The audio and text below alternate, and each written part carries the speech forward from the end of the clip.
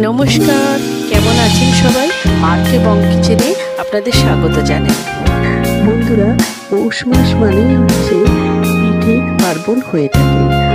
তাই আজকে আমি সহজ পদ্ধতিতে বকুল পিঠার রেসিপি শেয়ার করলাম। প্রথমে গ্যাসে কড়াই বসিয়ে দিয়ে নারকেল কোড়া দিয়ে দিলাম। এরপর দিয়ে দিলাম পাটালি গুড়। এখানে আমি একটা গোটা নারকেল ব্যবহার করেছি। এখানে নারকেলটা নাড়াচাড়া করতে হবে, না হলে তলায় লেগে যেতে পারে। দিয়ে দিলাম গুঁড়ো দুধ, 3 থেকে 4 চামচ ব্যবহার করলাম। আপনারা এর পরিবর্তে খোয়া ক্ষীরও দিতে পারেন। আবারও একটু নাড়াচাড়া করে নিলাম। নারকেলের পুরটা আমার রেডি হয়ে গেছে। নারকেলের পুর থেকে ঠিক এইরকম শেপে করে দিতে হবে। ভিডিওতে ভালোভাবে দেখে নিন।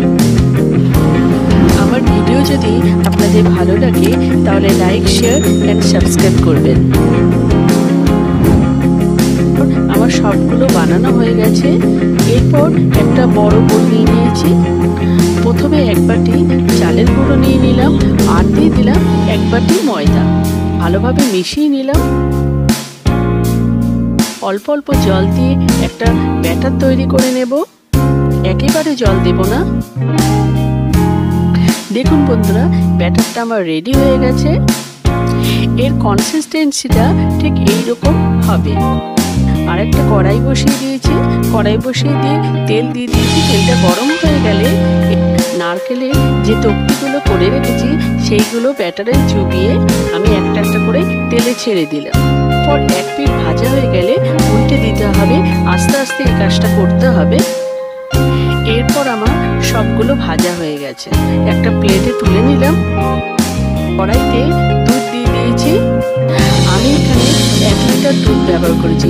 1 লিটার দুধটাকে ঘন করে নিয়েছি। বন্ধুরা, দুধ এখানে ঘন হলে খেতে খুব ভালো লাগবে। কিছুটা পরিমাণ এলাচ গুঁড়ো দিয়ে দিলাম আর দিয়ে দিলাম কিছুটা পরিমাণ পাটালি গুড়। আপনারা যেরকম মিষ্টি খাবেন সেই অনুযায়ী দিয়ে দেবেন। এরপর গুড়টা দুধের মধ্যে মেল্ট হয়ে গেলে পিঠেগুলো আস্তে আস্তে ছেড়ে দিতে হবে। এরপর আমি 10 মিনিট ফুটিয়ে নিলাম। এরপর আমি প্লেটে সার্ভ করে নিলাম। তাহলে আজকে ভিডিওটা শেষ করছি। পরবর্তী আরেকটা ভিডিওতে দেখা হবে।